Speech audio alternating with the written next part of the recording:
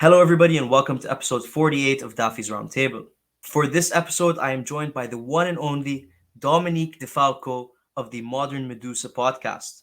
And we're going to discuss women in the hobby, the inspiration behind starting her podcast, and creating the female herpers and reptile keepers group. We also talk about Dominique's collection and her love for green tree pythons. But before we do that, allow me to thank Exoterra for sponsoring this podcast and making this episode possible. Exoterra makes quality products for our pet reptiles to make them feel at home. Okay, without further ado, everybody please help me welcome Dominique DiFalco, the host of the Modern Medusa podcast. Hello. I tried to catch you doing that, but I think I was a little bit too slow. No. You're not gonna catch me embarrassing myself. At least not like on purpose. You probably catch me embarrassing myself though. Give me till the end of the episode. I'll catch you. Don't worry. Oh, absolutely, you will. Yeah. After I Awesome. finish this glass of wine, for sure. Yeah, exactly. On the second one. On the second one. We're not We'll, gonna go that far, okay? we'll It's just make sure to keep Thursday. talking long enough. Oh gosh. It's Thursday, but that's what Thirsty Thursdays are for, right? Yeah, but not In when you have a 9 o'clock meeting the next day. no, not at all. When I was still in school, that the school bar would like insist that Thursdays were bigger nights than all the rest of the weekends, and Thirsty Thursdays was the thing. Yeah. But that's not what this podcast is about. No, this is an informative, educational, Exactly, reptile. family-friendly podcast, right? There we go. Wink, Exactly. Wink, wink. Awesome, Dominique. Thank you very much for coming on. First of all, how are you doing? I'm great. I'm super excited. I'm like nervous. I haven't done a podcast in a while, to be honest. Nothing But to I'm be nervous excited. about. Mhm. It's gonna be a lot of fun, and I'm also very excited. So let's get into it right from the top. Mhm. How did you get started in the hobby? Like, what's the Dominique and reptiles story? Yeah, it's like so weird because I think that it's just truly been something that has always been a fascination. Like I can't pinpoint an exact time. But so I live in Cincinnati, Ohio. Well, I technically live in Northern Kentucky, but I don't like to admit it.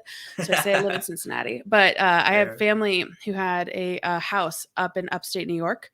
And so for as long as I've been like remembering things, we've been going up there, and I would go on what was called salamander hunts, and I would take a bucket and absolutely disrupt the population of eastern newts and just throw all of them in the bucket, and like the only rule was they couldn't come inside.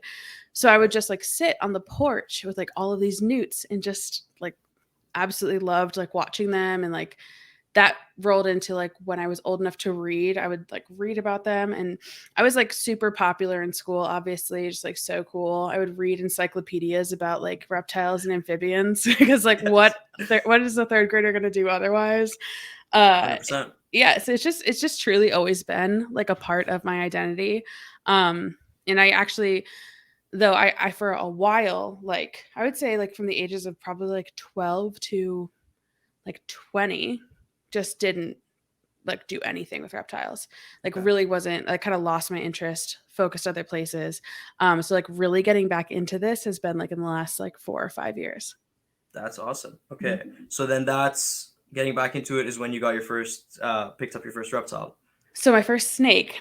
reptile Okay. was like back when I was like 10 years old, and I got a Okay. leopard Yes. gecko. Of Yeah. course. Of course. Yeah. Yes. Well, because I wanted a snake so bad. I would, every time we went to PetSmart, I would like ask to hold the ball pythons, like as you do as a kid.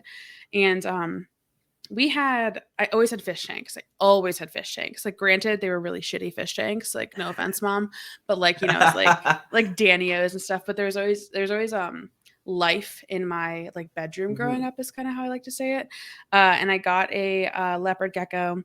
Unfortunately, we just didn't really know what we were doing. So the leopard gecko probably had crypto. That's kind of my assumption, or something along those lines. And it like died and was like incredibly traumatic, obviously, for like little 10-year-old me. Of course. And so we kind of like held off on reptiles after that. Had it for a few months.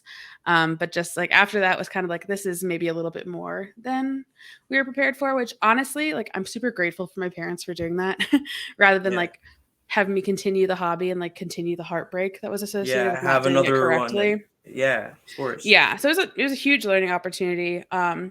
The gecko's name was Tigger, and I loved him, but like rest in peace. It Of was really course. cute. Recipe sticker. Yeah, But no, recipes. it is interesting when you kind of like 10 years or 15 years later, kind of like, because I same thing, I never had leopard gecko, but I had red eared sliders. Yeah. And it's like, now I look back and I go, that's why they did not make it. Or that's Yeah. why like that kind of thing. I like So, lived by the rule that PetSmart will take your fish back if they die within the first 2 weeks.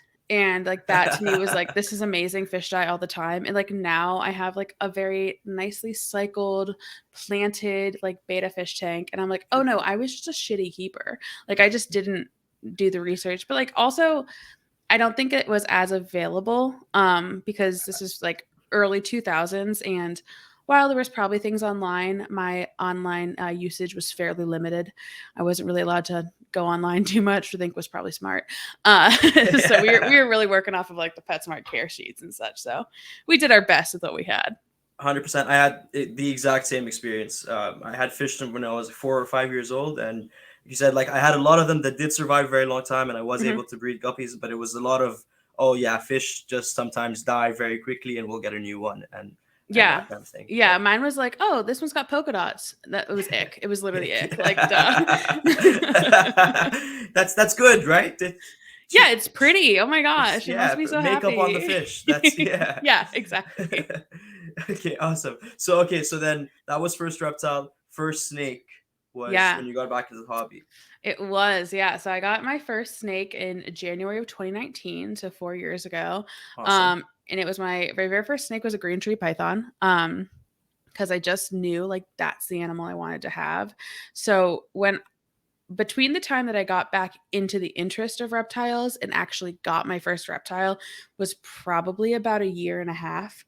So I Awesome. took like a lot of time to like really do research. And green tree pythons were always like my favorite animal in the world. I had no idea why, but there's just something about them that like really interested me.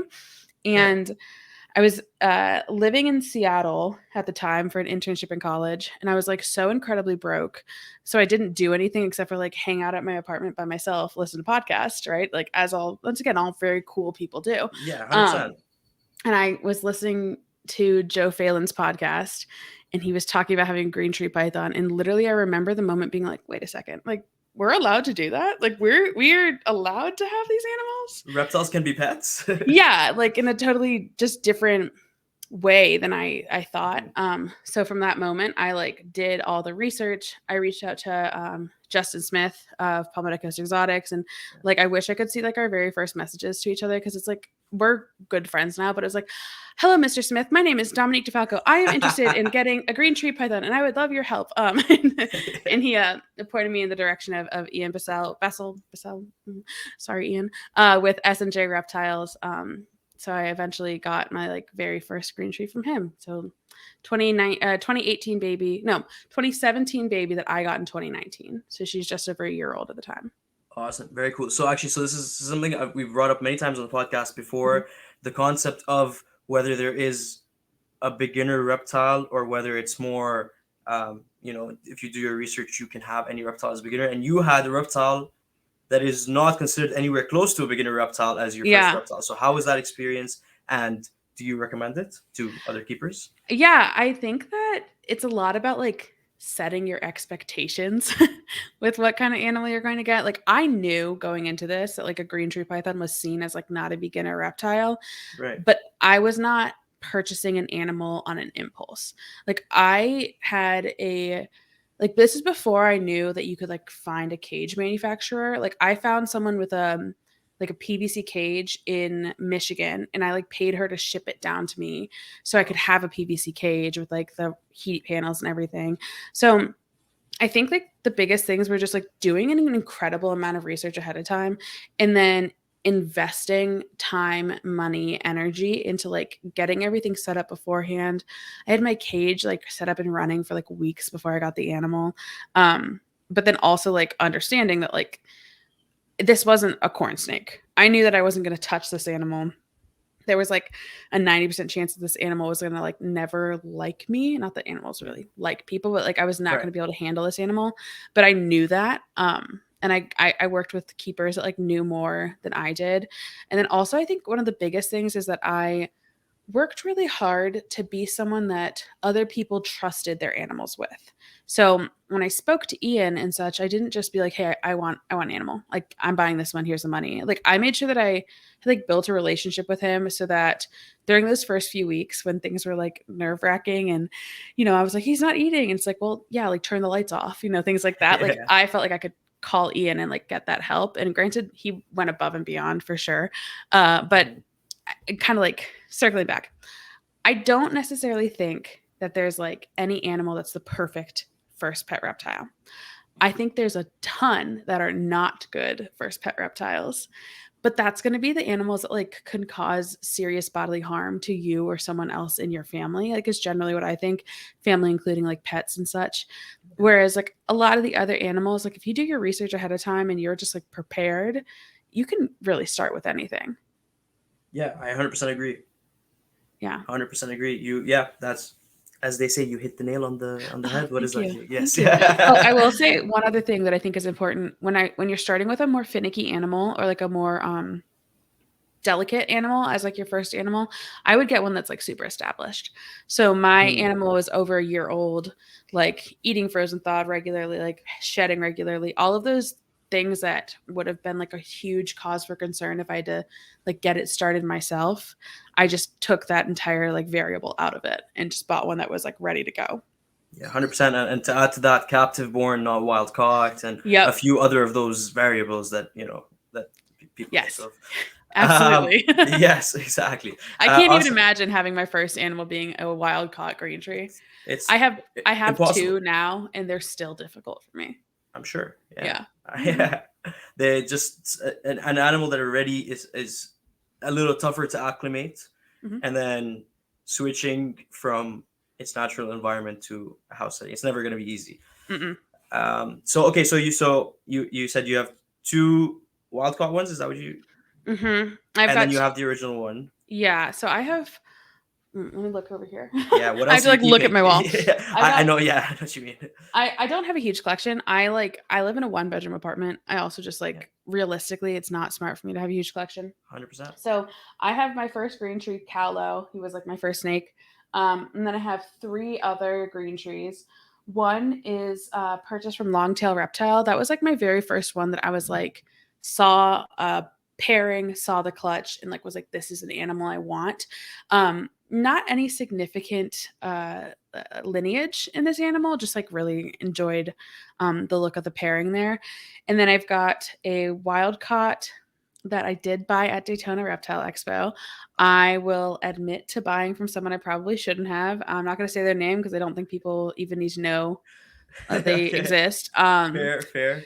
And it bit me in the ass. Like I got mites and all of that Oh stuff wow. from Okay. the. But I went into buying this baby green tree with the idea that like I wanted to establish an animal. I wanted to have that experience of trying to establish an animal.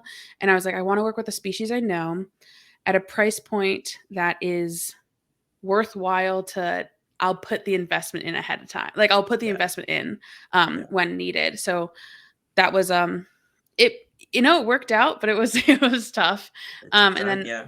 I actually have another green tree that is also another wild caught one that was a more interesting circumstance. So in the beginning of 2020, like April, I got a message on Facebook from this woman who runs a dog rescue here in Cincinnati, and she was like, "Hi, my wife and I got this green tree python. It was an impulse purchase, which happens. And she's like, and we're just really struggling with it. Like, can you help us?" So I went over to their house, and I like helped them with like cleaning the cage, and the animal had a ton of mites. So we like explained mites to them, explained like proper setup. And they did a really great job of like getting this animal in the proper setup, taking care of it. And then about 5 months later, they did ultimately reach out and ask if I wanted to purchase the animal from them. And I absolutely did in a heartbeat because it's a beautiful, beautiful animal. I've got like this thing for Beox, and she's a really beautiful Beox with like some gorgeous black dorsal patterning. But that was a really tough animal to take on because while they did a good job of getting her back to like a stable level of health, like she was dehydrated, she had serious internal parasites, like she was still suffering the effects of having had mites. So kind of similar to how I had that baby.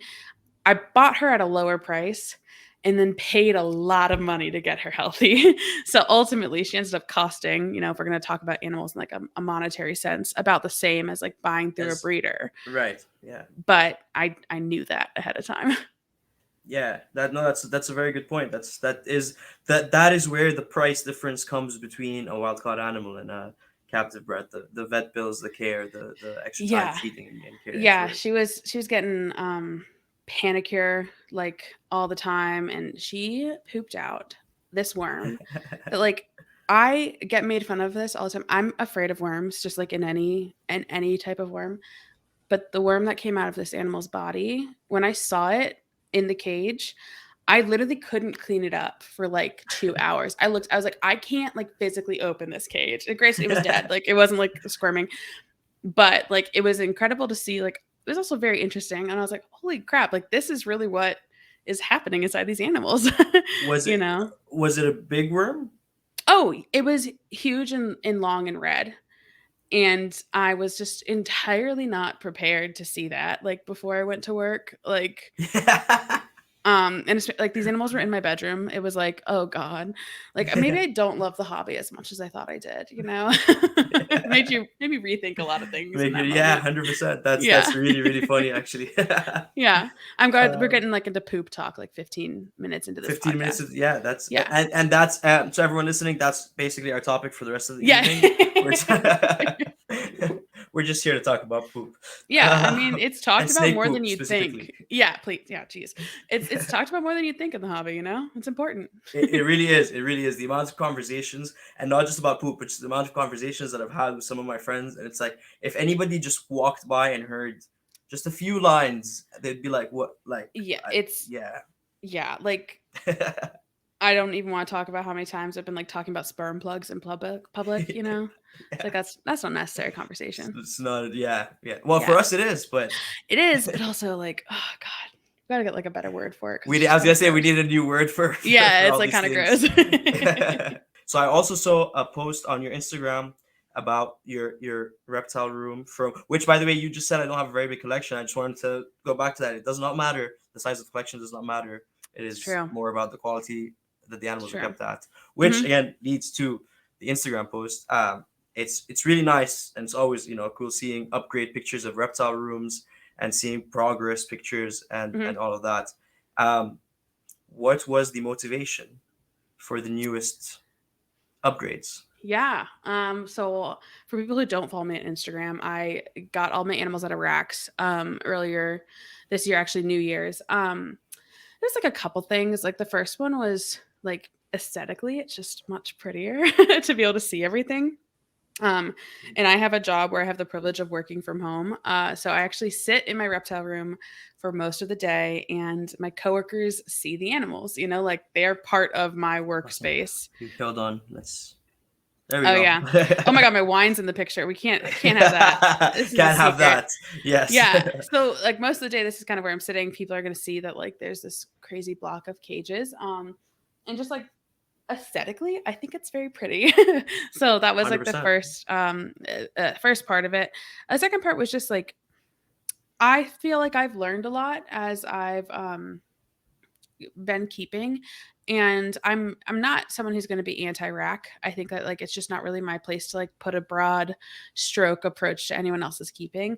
But for my own personal keeping, what I was noticing is that like I was neglecting is the wrong word because that's just not the case, but I was just like not giving the attention to the animals that were like in a rack as much as I was to the animals that I could see more often, in terms of like making sure that every single day like everything was spot cleaned, and like oh that's I feel like with the animals that I could see, it was much easier for me to like reach in and clean and like do those little things that are just like as you're passing by. And the animals in the rack just didn't get that benefit. And also I've got really cool animals. I feel like they deserve to be seen. And I kept the racks for a while after moving my animals over because besides the green trees, I do have a few ball pythons. And I wanted to make sure that I could provide cages to them that they were comfortable in, but I had the racks in case the transition was too difficult. And luckily, like it seemed to work really well. Animals are Awesome. doing good. Yeah, I just like it. I thought it was a different like phase of my keeping, and especially as someone who has a smaller collection, I have the luxury of being able to buy these cages, have the space for them. I just really liked it. Awesome, very cool. You're right, they're very cool animals, and it is very aesthetically pleasing. Thank you, The thank way you you. have it set up is beautiful. There's like Um, I have a lot of selfies in front of it, if I'm being totally yeah, honest. I would too. I would too. Yeah. Okay, awesome. So moving on from the snake talk, Hmm. one thing that you, or not one thing, because that's kind of minimizing it, but one huge thing, let's say, that you've done is you are leading the charge for women in the hobby. That's maybe that's the best way to phrase it. I think that's So incredibly kind.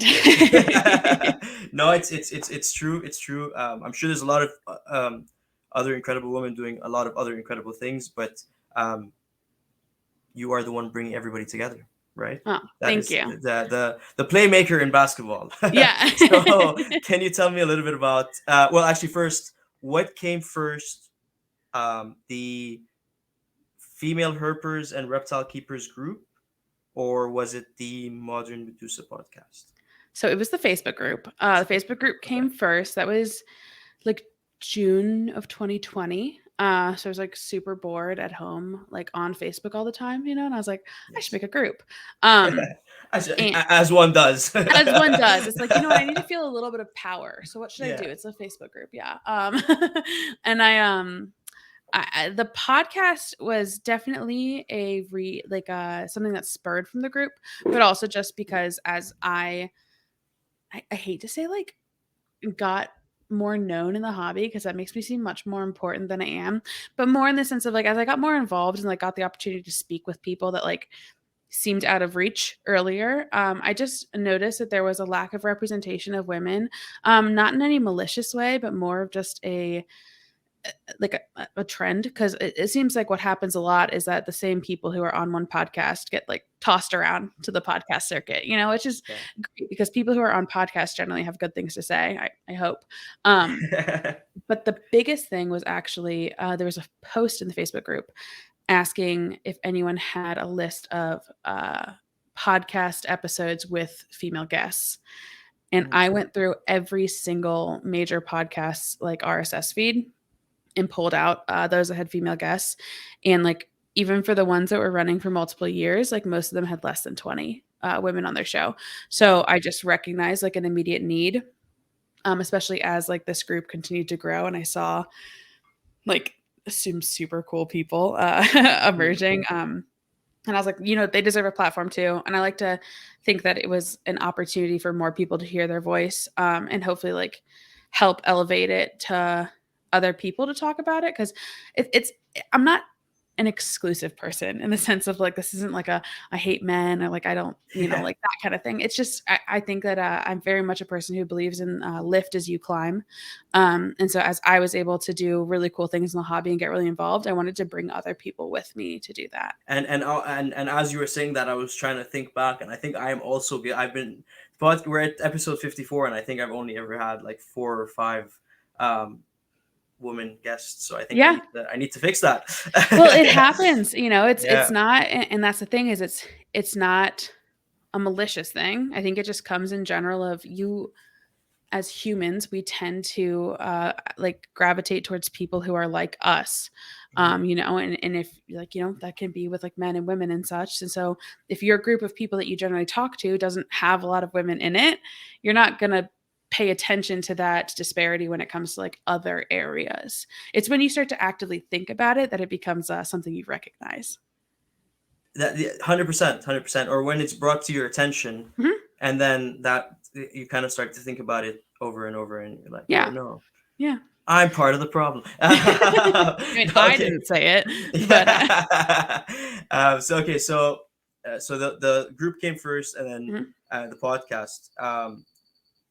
How does, so before we go continue with the podcast? How does the group work? Um, How do people join it? Is it a Facebook group? Is it, yeah, Yeah. give us the details. Yeah, so my group is, well, my group, the group that I started, and I have Yeah, an amazing a team who helps me run it, is female herpers and reptile keepers. awesome. I'm pulling it up now so I can see like the actual information about it, Perfect. because now I'm like trying to remember like when did we start this group. So I believe that it was started, like I said, in like June of 2020. Which was a great time for everyone, obviously, but My it favorite was, time. yeah.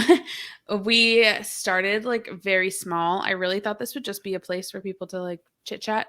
And now we're at over 16,000 members, which Wow. is Wow. insane. That is And crazy. I always like to throw the Congrats. caveat out there that like it, while the name is female herpers and reptile keepers, we do welcome people who are on the non-binary or trans spectrum to join the group as well. In our admission questions, we do ask people to put their pronouns, agree to the rules, and just like ask a couple questions to make sure we're not getting bots or people who are joining for malicious reasons. Um, and it's turned also in like to a place that I think a lot of people have found like safety and camaraderie, and are able to like share parts of their life in an area that's, I hate the term safe space because I feel like it's used as like a mockery, but like in a place where people are going to be like supportive and like helpful, regardless of how you identify or how you present yourself to the outside world. Right. No, 100%. That makes sense. Mhm. And so what? So 16,000 is huge, first of all. Yeah, Um, it's a lot. yeah. Have you considered ever any in-person meetings? Yeah, so we actually do them like kind of organically. So usually at the larger shows, especially shows I attend, I'll we'll throw like a, we call them master posts, which is like a post that's pinned that everyone can talk on. And it's like Okay. for like one topic, like rather than having a million posts come in about like who's at Tinley, like we have a post that's like here's who's at Tinley. Okay. Yeah. Usually I try to get like a, hey, like we're gonna meet at like Adeline Robinson's booth at 2 p.m. to get a picture. Okay. And then in Cincinnati, we've gone to a show together and got lunch together. And then I know that our Houston members have also done that. I think in terms of getting a larger group together, that was just like a huge undertaking. And this is an unpaid position.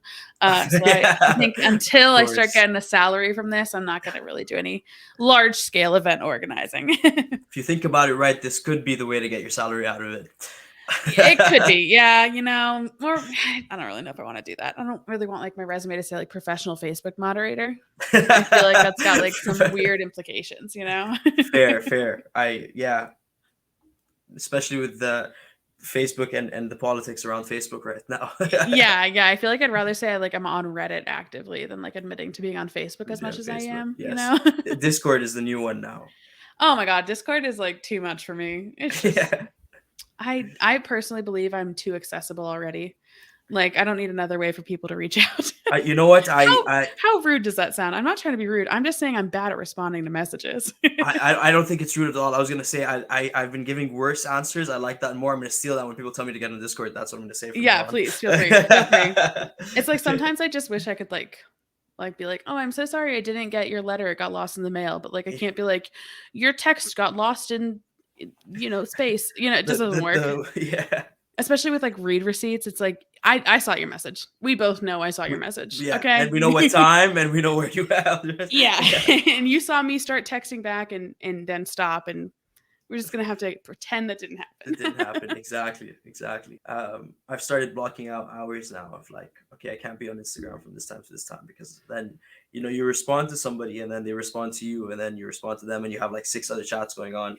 So really, if you start as soon as you wake up, you could be texting people on Instagram until you fall asleep if you Yeah, wanted oh to. my gosh, absolutely. And then like because I work from home, I'm on my computer and I've got emails and It's easy. calls and like texts and then also like IM, and it's like, "Oh my God." I Yeah. like blocked out. I have 2 hours blocked out of my day that's like a focus period every day for work. Yeah. And I always see people message like, "Hey, you have your 2 hours blocked. Are you available?" And I'm like, "Shit. Yeah, Yeah. technically yes." I shouldn't be, but yes. But yes, I Yeah. am. What do you need? So jumping back to the podcast, Mhm. you started it. Yes. How do you go about finding and selecting your guests for it? I find people I think are super cool, and I just like pray that they answer my message. Speaking of being accessible, but no, I really just like started with people I liked, and people I trusted. I I I started the podcast when Joe Phelan decided to kind of like back away from the ground up. So I was like really fortunate to have already like a listener base, and he had like a pretty good repository of people he'd talked to that I could pull from. But the Facebook group was around for about a year before the podcast was. So I had a group of people like already that I could be like, hey, who should we talk to? Um, and since then it's grown. I think one of the coolest things that's come out of it is actually people reach out to me and they're like, hey, I would love to be on your show and beyond like the show? talk. And that's like one of the coolest things in the world. Yeah, I try to find people that I think there's going to be a benefit to like hearing their voice, but then also I just want people I want to talk to, because like a great example is I did a podcast where we were supposed to be talking about like this cool species of snake, and we ended up talking about like flies for like 2 hours, which are like these flies that are they carry a lot of disease, but like I found out that they like secrete milk, like they like lactate, and I truly could not think of anything else for like weeks following that conversation. So I'm just something to keep intrigued. my attention up. Yeah, you should listen to that one. I have to remember what episode that was. But yeah, please do let me know. Yes, I'm intrigued. Yeah. Yeah. But also, I'm not surprised. I mean, this whole episode's talking about poops and worm and poop. Oh my god, yeah. That, This is like not what I want to be known for, you know. you know, but that makes sense. Yeah, I kind of go through the same process. You know, look for people that you want to talk to, Mhm. because I feel like if you don't, the conversation just doesn't come out the same. It's not Yeah, as organic or interesting. absolutely. Um, And I have 3 podcasts that are like truly just will never see the light of day. And funny enough, it's with my 3 good friends. It's like 3 good friends of mine. but Because that's I why. truly was like, we cannot, this is not allowed to be out there because it's just like a bad conversation. Like because we got too distracted and like didn't actually talk about anything of Yes. substance. Yeah. No, that makes sense. I tried to record, just quick caveat here. I tried to record one with a bunch of friends once. I was like, it's gonna be a huge round table, and we started it as we were drinking the night before an expo, Mhm. and that podcast is also never gonna see the light of day. And that's why it's better to pre-record your shows Yes, than attempt to do that live. yes, exactly, exactly. Do you think, in general, it's a problem for women in the hobby? Like, do you think there is a bigger problem that needs to be talked about, or yeah, Yeah, I mean, I think that like sexism is just around everywhere. not regardless of whether it's in the hobby or not, kind of thing? Right. And I Yeah. think that like in circles where you have people with strong opinions, and okay, like dancing around, yeah, I do think it's a problem in the hobby.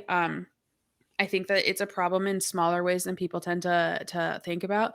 Like I think when people think about like sexism in the hobby, they tend to think of like grand showy things that are like people saying negative things to women, or doing things to women that are just like atrocious. But like I think a lot of it too is just the general nature and the general attitude people can have towards women, specifically if you look at like some of the memes that are shared, and like the idea of like what a female reptile keeper looks like, or judging women by how they dress, or what they do in addition to keeping reptiles. I think that that's kind of where the bigger problems come in. And then I also think that just like when people are behind a keyboard, there's just this So much confidence. so much confidence, and it's Yeah. just unnecessary. And I think it's also, well, unnecessary is kind of rude. It's just, yeah, we'll say it's unnecessary, It's unnecessary. Yeah. And I think that it once again goes back to one of those things where it's like, it's not always malicious. Mhm. Sometimes it's just something that happens, and when it's not called out, it doesn't, you won't pay attention. Like a really great example of this is just when a woman responds to a post with like an answer to something, and like men will tend to like try to argue or try to just like repeat what's already been said, and then like posters will only interact with like the guys who are participating in the feed. That's something I've noticed a lot, and it's one of those things that just like kind of pisses me off. It's just like Yeah, annoying, 100%. you know. And it's one of those things that is that the reason to like revolt? Absolutely not. But is it something that it's like this is frustrating? Like, yes. Um, I can even think of like there's just I think considerations that come into being a woman in a male dominated space that aren't considered elsewhere. So for example, I do a lot of snake relocation in my area, and there's some pictures that I've wanted to post of me relocating a snake, but like it's summertime. I'm wearing like like a shorter like pair of shorts or like top that shows more, and it's like I would rather just like not even post this because I'm worried about the perception other people would have, and like Yeah, that's the kind of thing that's just like that's a bummer, that's wrong. Yeah, that's Yeah, it's just like a bummer, and so I think like within the group specifically, like one of the biggest things too is that like I'm an incredibly loud and I would say fairly confident person, and not a lot of people feel that way. So right. the group acts as a place for people who maybe aren't as confident to participate in other spaces that are like tend to be more male dominated, to like gain confidence and ask questions and like get the knowledge they need in a space that like tends to be more welcoming and like more collaborative than competitive. Yeah, no, 100%, that makes sense. Mhm. Do you find it's like, so we just mentioned there like the confidence that comes behind being a keyboard and all that, but do you Yeah. find it's worse online, or is it just as bad in like expos or pet stores, or like in that kind of aspect? Are I people can less think confident in person or not really?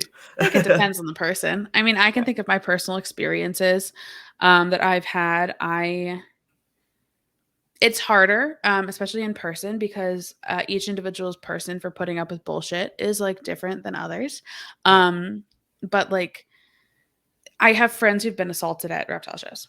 Like that has happened. That's not something that's going to happen online. So I don't think it's right. something that's like just online, but I do think that there is a bit of a like an old boys club mentality of like Hmm. protecting your friends or protecting just people in general because of who they are and their quote unquote status, that can bleed into the real world. And there's like an expectation of like, oh, we're just joking because we're just kidding around, that like each individual person has to decide like what your level of putting up with that is. And I think for me, it changes every day.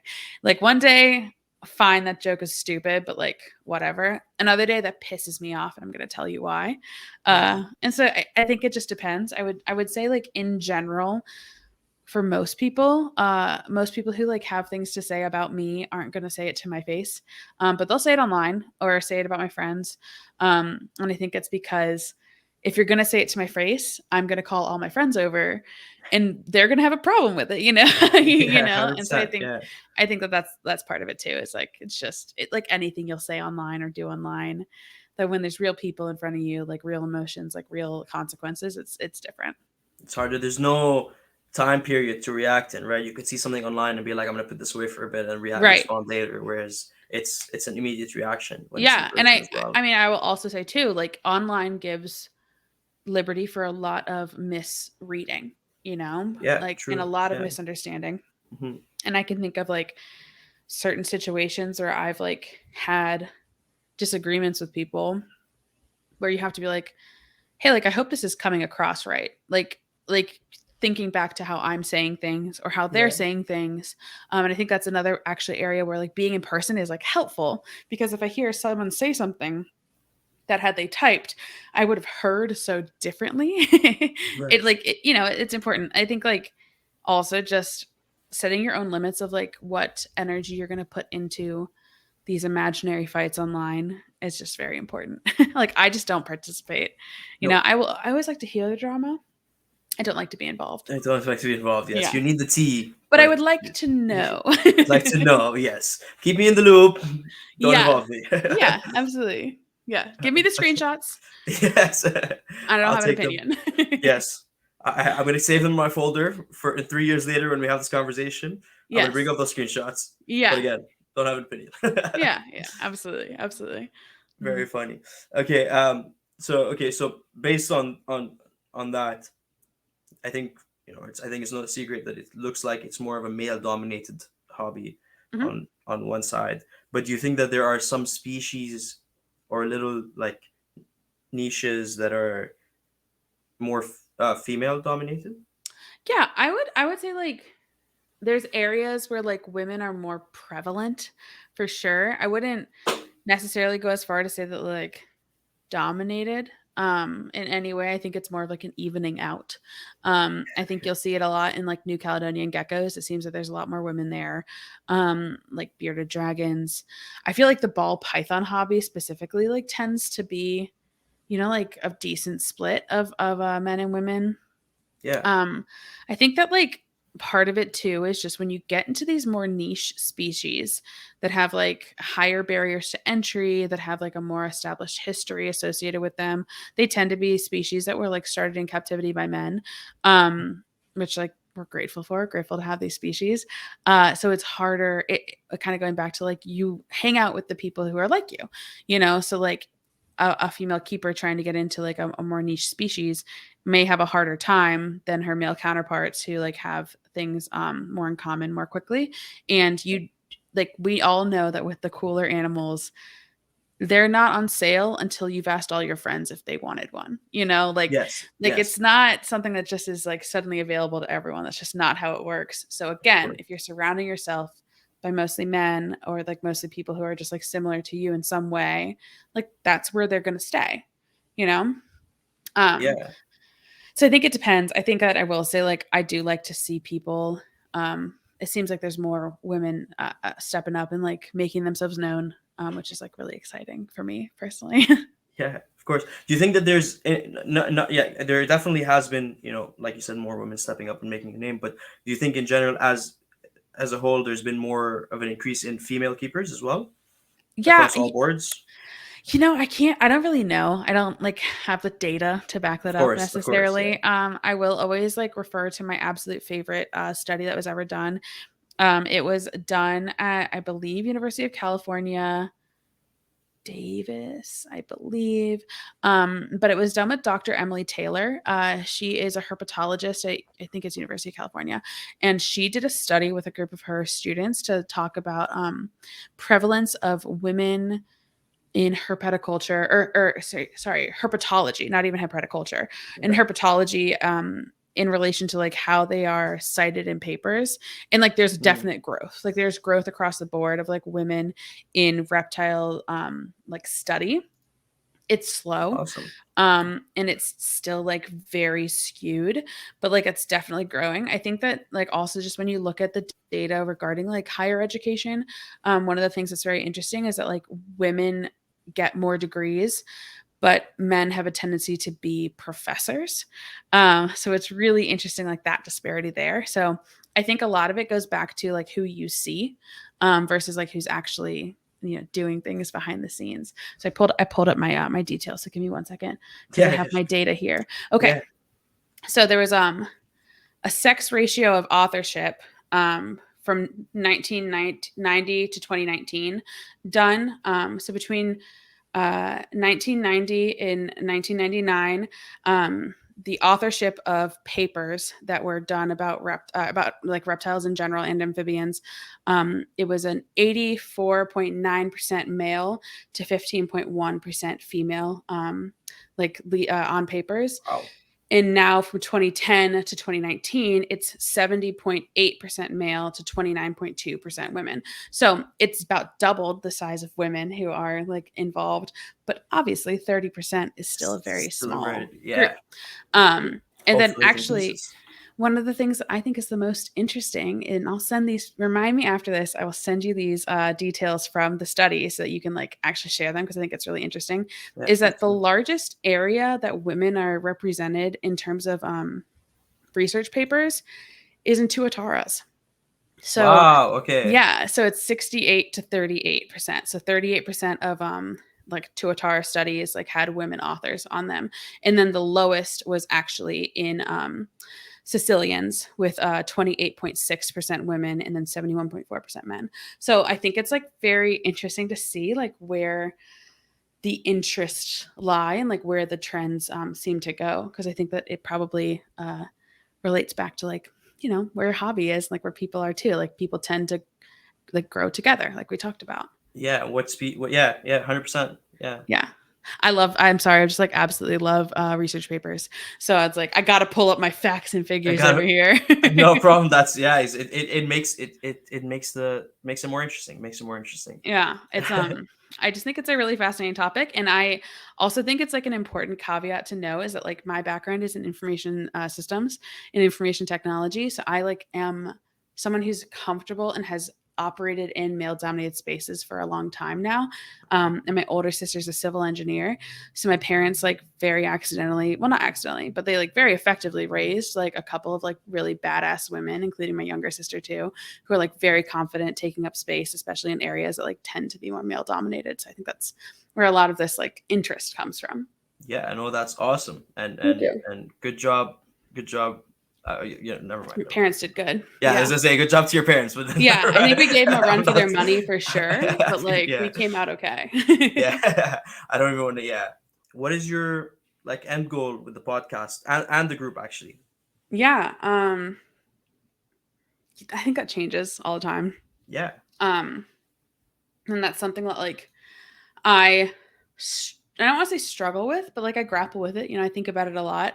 Mhm. Specifically with the group, like it just turned into something I didn't think it would have the effect it did. But like with that, with like having 16,000 people who like are actively involved in anything, it's like there comes with like a level of stress, you know, that's associated with Of it. course. So I really, really, really promote the importance of like mental health and like taking care of yourself, specifically like with my moderators. So actually, like it's March when we're recording this, we took off the entire month of February. Like we literally shut the group down for a full month. And we're like, hey, For we're not gonna like just no posting, there's no liking, like there's no new people joining the group. Like totally shut it down. and that's for sorry you said. That's for the female herpers group. And that was like a way for us to be like, hey, we need a break because this has turned into something that's really big. Once again, it's not paid, you know, it's a lot of work. And I think that like when I think about the goal of this group, it's to create a collaborative, welcoming space, a lot for people who maybe don't necessarily feel like they've had that space in other places within the hobby. Um, and also it's just like really fun. Like it's very cool to see like a lot like we've got some people who have like really really really cool animals. Like granted there's a lot of like more traditional animals, but also just to see like where people's passion lies is like amazing. Um and then for the podcast, God, see, that's where it's like embarrassing because I've been like totally fallen off the face of the earth, the podcast. I think that like I love the podcast with like my whole being. I think I did not realize that people actually cared as much as I do about things. And so now there's like this level of self pressure that I've really put on myself, and that's like really held me back, specifically in the last year, where there was like significant growth in numbers and like interest. And I got like overwhelmed. I think that my goal is just to like get the podcast back up and running regularly to like share really cool people, like really cool people who do really cool things, outside of like some of the bullshit that comes with the hobby itself, like people who love the animals for the sake of loving animals, and like also not just reptiles. Like I'm expanding a little bit, and if people are mad about that, sucks. I want to talk about dinosaurs, and so we're talking about dinosaurs, you know? Awesome. Okay. So Yes. yeah, that's like a Yeah. long-winded answer of being like, I don't actually really know. I didn't really plan ahead for any of this. Something you brought up there a few times Hmm. was getting overwhelmed. Yeah. And so that is also a big part of the hobby, and it seems like it's something that's getting talked about more and more now. People are getting, it's almost like you get in, you impulse buy a bunch of animals, they get really overwhelmed, and then they start Hmm. like they don't know what to do.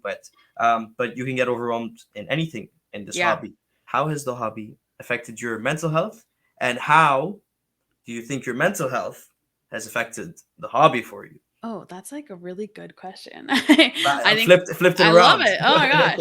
I mean, I think if anyone speaks with me, like I'm fairly open in terms of like struggling with mental health issues. Like I don't know if I've like spoken about this on podcasts fairly openly, but my resurgence of getting like back and interested in animals was directly related after I lost two people very close to me, like very very suddenly, and it was kind of like a floundering for self, like for like to find myself And like I sat down and I remember like journaling, like, what did you like when you were a kid? Because I felt like I was at this age, as a stage where it's like I really didn't know anymore. Because when something shakes your world like so quickly and like so violently, it like really makes you think about what's important. So like I would say that like the hobby for me is like founded in me like battling with my mental health.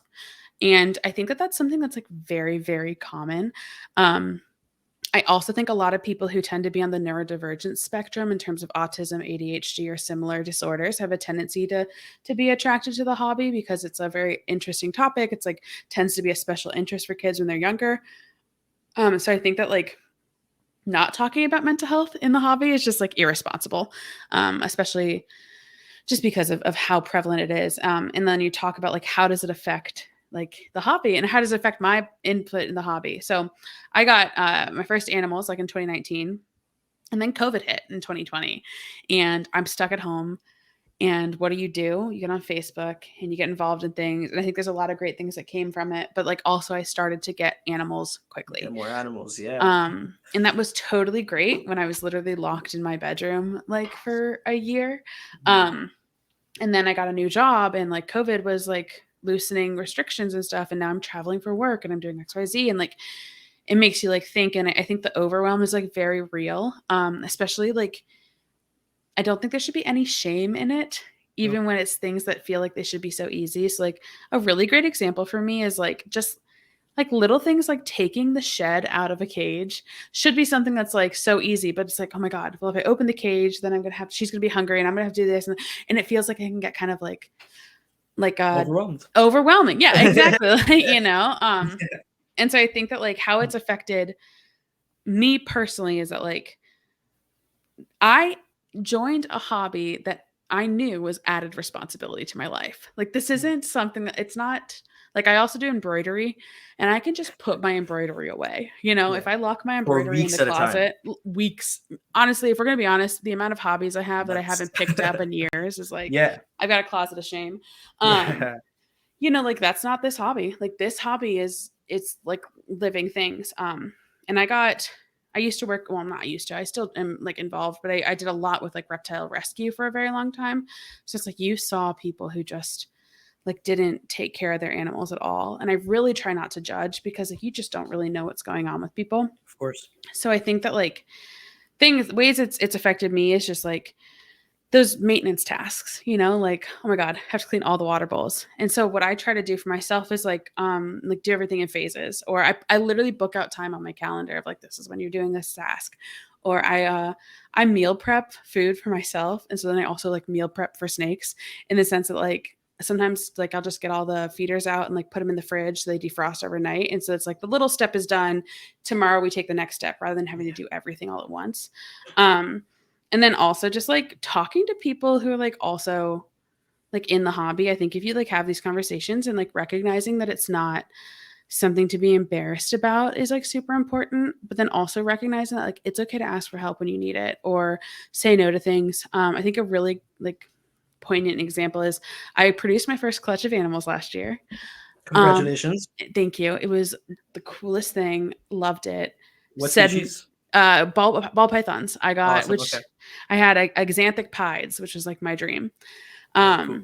And I loved it. And then this year it came time to like pair again. And I was like, I'm just not gonna do it. I was like, and that's okay. Like I feel like I don't personally need to be like continuing to chase this like being the best breeder ever, you know? Yeah. Because if we're being honest, like getting baby snakes to eat was like so stressful for me, and like worrying about all those like first steps, and like as cool as having them all hatch was, it was so scary to like want to help and like feel helpless. And so I was like, Yeah. this is just not a stress I need to add into my life right now. um and I was Or super it's the super constant in the first week or two, just constantly thinking yeah about like, I'm gonna go home to what am I gonna go home to? What am I gonna yeah find? Yeah. exactly. And I was like so embarrassed, I think is like a huge part of that. And I think that there's like a lot of like self-shame. But like it's embarrassed until I like said that to my friends and they're like, oh, that's like totally great. Like take care of yourself. Like you don't have to do that. And I'm like, okay, thank God. And I think that looks like the podcast. It's like I want to put out the best product possible. And so then I didn't put one out for a while. And then I was like, oh my God, like I don't want to put one out now because no one's going to listen. And then people are like asking about it and I'm like getting overwhelmed. And I'm like, oh my God. And so like the truth of the matter is like, Yeah. you have to find your own self-motivation and also like, find peace within yourself of being like, you don't have to do everything all at once. And sometimes you can just say no to something. And when it comes to the animals, if you need to get rid of an animal, like, okay, like that's fine. There's no shame in it as long as you're not like dropping it off in, like on the side of the road. I think it's just talking about things, being open, and just like not stigmatizing those people who are struggling with things is like super, super important. Awesome. I have nothing to like incredible answer. I have nothing to add. That was perfect. Can you tell I had therapy today? As someone who has done again a lot for women in the hobby, I'm gonna ask you two questions. Mm-hmm. Answer them whatever order or however you feel. Okay. Right. What can men do to do better and support women in the hobby? And Mm-hmm. then again, I'm gonna do that whole flip thing. What can women do to do better and support other women in the hobby? Yeah, I mean, I think the same. It's the same answer for both, Yeah, where cool. I it's was like hoping you'd say just, it's that. like, yeah. I mean, because there's no like, the goal is that there's not ever gonna have to be a like, oh my God, my This or cat has that. the zoomies. Sorry, the goal is that there's not like a need to have like any sort of conversation. Like, I do think it's always gonna be part of it, but like the goal is like moving towards an area of like just equality and like love for the animals outside of like someone's personal identity. Um, but I think like a couple like really poignant things you can do is like pay attention to the circles that you run in, pay attention to how they speak about other people, and taking it like away from like women. And they can talk about how people talk about people on the LGBTQ spectrum, how they talk about people of other races, like how they defend people who say things that are not appropriate, like just taking stock of who you associate with, and recognizing that that does have an impact on like how other people perceive the hobby. And then I think like a really tangible thing I always like to do is that if someone asks for a recommendation for like a breeder, like I always like to make sure I also recommend like a female breeder that like I think is up to par, up to the same standards. And if nothing else, just to like get people like aware of other people in the hobby. And then just like call people out if it's safe to do so. Like if people are saying shitty things, like you don't have to like put up with it. And then just like in terms of like what men specifically can do is just like, like Back help us off. out. Like help us out. Like in terms of like if you hear your friend say something misogynistic, racist, like any of that stuff, and there's not the person that like the negative like topic is directed toward present, so your responsibility to stand up in those moments. Like those are the moments that are more important because it's the conversations that happen in the back room that pervade this like thought process of like this is okay in public. And that's where there's like like the really shitty things people say in public really confidently, it's not the first time they've said those things. They've been given power or like given like that's okay from like the Somebody's people they agreed with them associate with. before. Yeah, exactly. So Yeah, it's just our job to like to recognize that and like and if you make a mistake and someone calls you out for it, like okay, thank you, I appreciate it, like learn from it. It's not ever, well, it's not ever, it's very rarely a personal attack right. on your character. It's usually just like a means of learning and growing, as we all like to do. Of course. And I think everything you just said, except for recommending the breeder, of course, is something that can be applied to both in the hobby and anywhere Yeah, else that you do yeah. anything Just else. like So, don't be a yeah. dickwad, Be a better right? person. Yeah, just don't be a dick. Like I have, Yeah. sorry, don't be mean to people. No, yeah. Like I have like a little logo that I have that I had made that just says herping is for everyone. And like that's true. Yeah. Like if Yeah, you think about 100%. it foundationally, when you were a kid and you got that itch for like loving animals, you didn't care who was like the one who discovered it or the one who like was like teaching you about it, like because it's for all of us to love and appreciate and care for. And like that's just what we need to remember and like promote. I absolutely love that. Beautiful note to end this on. Thank you. For real, thank you very much for coming on. That was incredible. I hope like I said earlier, I'm definitely guilty of a lot of those things as well. Mhm. And hopefully, like you said, we can start paying attention and fixing the little Yeah. things. And I'm sure this, like, I don't know if this podcast will do any effect whatsoever, but it's a first attempt at, again, Yeah. like you said, making that connection, raising awareness, doing all of that stuff. Well, yeah. Um, Hey, if nothing else, you've realized that you need more women on your show. there you And go. Exactly, that's a great exactly. thing. You know, if no one Or else gets anything, that's great. exactly, or Dominique on a bunch more times. Oh man, I mean, yeah, that's fine. I just need more wine. You know, I can only do we so much at like 9 o'clock on a Thursday. on Thursday. We can fix that. Yeah, yeah. Well, Awesome. and I just want to say I do appreciate it. I think it's like fantastic that you're opening your platform to a conversation that I think still makes some people uncomfortable. Thank you very And I much. just like encourage that if anyone has questions, like reach out to me. I like to talk about this. I will definitely be sending you that research paper I mentioned Please because do. I think Yeah. it's so important. And I sent you a link to actually a presentation I did about famous female herpers throughout history that I Awesome. think is just like important that we know that the foundation of this hobby is not just the guys whose name are on a lot of species. Yeah. Can I include that as well in the? Yeah, please. Yeah. Okay. Mhm. Cool. Perfect. Awesome. And as you said, go ask you questions. Can you tell them where they can ask you questions? Oh yeah, you want my Tell them where you address? can, yeah, No. yeah. Yes, Uh, address, phone number. What do you guys? You guys don't have postal code. Zip code? Is it we there? have a zip code. Yeah, Zip code. social Yeah. Okay. security. The social I'd give you my security. social security, but like it was Yeah. already stolen. It's like, what else are you gonna do? That's Oh fine. wow. Okay. It's Great. just Yes. I've got like not the best luck. No, so on Facebook, I'm at DiFalco Reptiles. The podcast is at Modern Medusa Podcast on Facebook. I'm really and Instagram for both of those. Sorry, I'm really hoping to get more episodes out. I just have to, like talk myself into it. As dumb as that sounds, we're working through it. Excellent. And I got some really, and if I don't get one out, I have some really, really amazing episodes I've done before. If you're interested in the Facebook group, it is Female Herpers and Reptile Keepers. If you have any problems finding that, I'll make sure to send you the link as well. And we just ask that you fill out all the questions because it helps us let you in. And then just encourage you to take a look at my Instagram stories. I've got some highlights of some really cool women in the hobby that I recommend people follow and support. Awesome. Thank you very much. Thank Once you. again, all of those links and groups and Everything. presentations and all Yeah. that will be in the description. Go find them. Go check them out. Once again, thank you very, very much. I Thank appreciate you. you being I'm so grateful that you had me on. So thank you. for sure. And everyone else, thank you for listening. Daffy's Reptiles on all social media platforms. But you already knew that. And Daffy's Roundtable for the podcast. But once again, you're here, so you already knew that. Thank you all for watching, and we'll see you on the next one.